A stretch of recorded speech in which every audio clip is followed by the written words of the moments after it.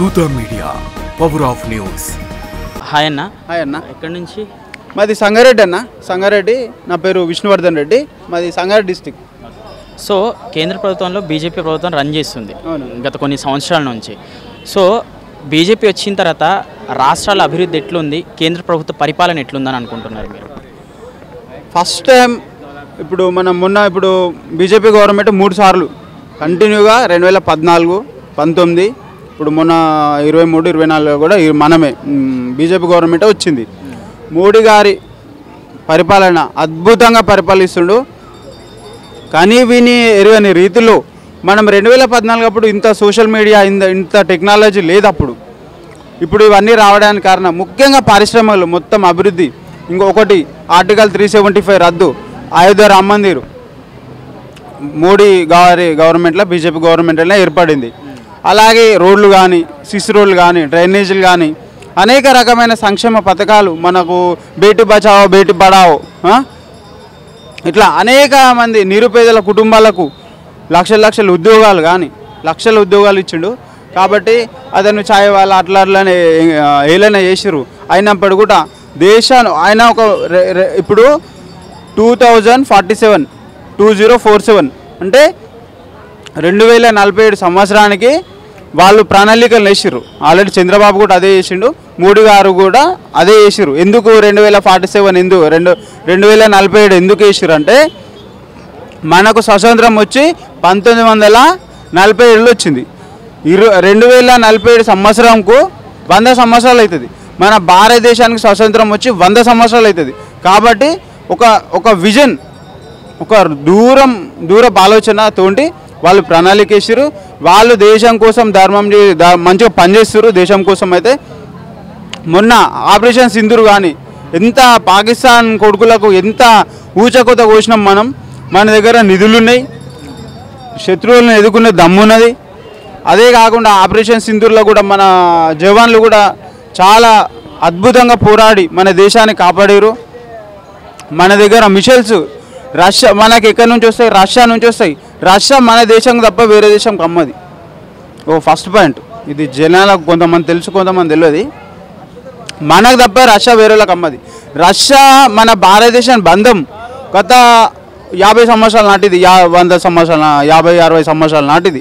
ఇప్పుడు కాదు రష్యాతో బంధం. ఎందుకంటే రష్యా మనకు ప్రేమగల దేశం.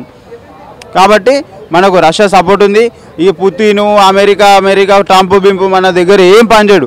మన భారతదేశంలో అనేక నిధులు ఉన్నాయి, ఖనిజాలు ఉన్నాయి. బ్రిటిష్ వాడు వచ్చి కూడా మన భారతదేశాన్ని పరిపాలించి కూడా ఎన్నో ధ్వంసం చేద్దామని చూసిండు. కానీ మన భారతదేశం మీద గడ్డి పొరక కూడా లేకపోయిండు. తర్వాత మన తెలంగాణ రాష్ట్రంలో స్వతంత్రం వచ్చిన, మన ఉమ్మడి ఆంధ్రప్రదేశ్లో స్వతంత్రం వచ్చినా కానీ నిజాం నవాబ్ మన దగ్గర తెలంగాణలో నిజాము. అప్పుడు ఆంధ్ర గవర్నమెంట్లో ఏమైందంటే అప్పుడు ఆంధ్రప్రదేశ్కి 1 సంవత్సరం ముందు వెళ్ళిపోయారు వాళ్ళు. మనకు 1 సంవత్సరం 2 సంవత్సరాలు నిజాములు పరిపాలించరు మన హైదరాబాద్ని. కాబట్టి మనం కొంచెం వెనుకబడి ఉన్నాము అని వాళ్ళు అనుకుంటారు. అప్పుడు అట్లా జరిగింది. కాబట్టి ఇవన్నీ సెట్ చేసుకుంటూ మోడీ గారు అద్భుతమైన పాలన ప్రజల కోసం అందిస్తున్నారు. రామ్ మందిర్, త్రిపుల్ తలాక్, ఆర్టికల్ 375 రద్దు, ఇప్పుడు 1 నేషన్ 1 కార్డు. మన భారతదేశంలో ఎక్కడైనా మనం ఈ బియ్యం ఎక్కడైనా తీసుకోవచ్చు.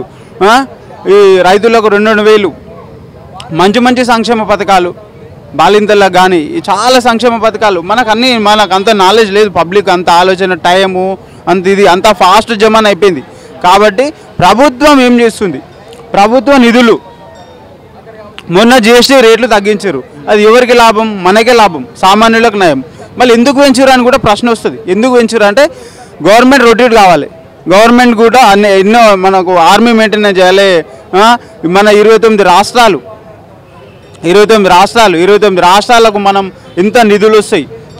ఎన్నో ఇప్పుడు ఇంతకు ముందు ఉన్న అంటే నిధులు అప్పుడు జిఎస్టీని పెంచినారు. అప్పుడు అంటే మన నీడ్స్ని బట్టి పెంచినారు, ఇప్పుడు తగ్గించినారు. వాటి ఎఫెక్ట్ మీరు అన్నట్టుగా ఆర్మీ మీద వాటి మీద పడదా? లేదు. అప్పుడు మనము ఆర్థికంగా కొంచెం వీక్ ఉన్నాం కాబట్టి జిఎస్టీ పెంచుకొని కొంచెం గట్టిగా అయినాం. ఇప్పుడు తగ్గించారు. ఇప్పుడు మనం పైసలు ఉన్నాయి, మంచి కడుపు నిండా తిన్నాం, మనకు ఆర్థికంగా ఎదిగినాం అంటారు. తిన్నాం కాబట్టి ఇప్పుడు అంత అవసరం లేదు, కడుపు నిండా తిన్నాం కాబట్టి కొంచెం తగ్గించినాం అనమాట అట్లా. కానీ మోడీ గవర్నమెంట్ బెస్ట్ గవర్నమెంట్. దేశం కోసం ధర్మం కోసం పనిచేసే పార్టీ ఏదైనా ఉందంటే మన భారతదేశంలో భారతీయ జనతా పార్టీ. చాలామంది ఆర్ఎస్ఎస్ కానీ, విశ్వ హిందూ పరిషత్, బజరంగ్ దళ్ ఇట్లా అనేక సంస్థలు స్వచ్ఛందంగా వాళ్ళ ప్రాణ త్యాగానికైనా సిద్ధం. అలాంటి పనులు ఇలా మన ఆర్ఎస్ఎస్ ఉండడం చాలా, మన ఆర్ఎస్ఎస్ గుట్ట పుట్టి 100 సంవత్సరాలు అయింది. కాబట్టి ఎంతమంది కుట్రలు చేసినా మోడీ గారి గవర్నమెంట్ను ఎవరు ఆపలేరు. రాబోయే వాళ్ళు 20 సంవత్సరాలు కూడా బీజేపీ గవర్నమెంట్ సెంట్రల్ ఉంటుంది.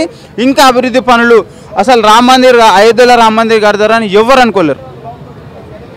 బీజేపీ గవర్నమెంట్లో అయింది, దట్ ఈస్ బీజేపీ. సో అది కేంద్ర ప్రభుత్వం గురించి ప్రజల్లో ఈ మాత్రం స్పందన ఉంది. For more updates, please subscribe Dutta Media.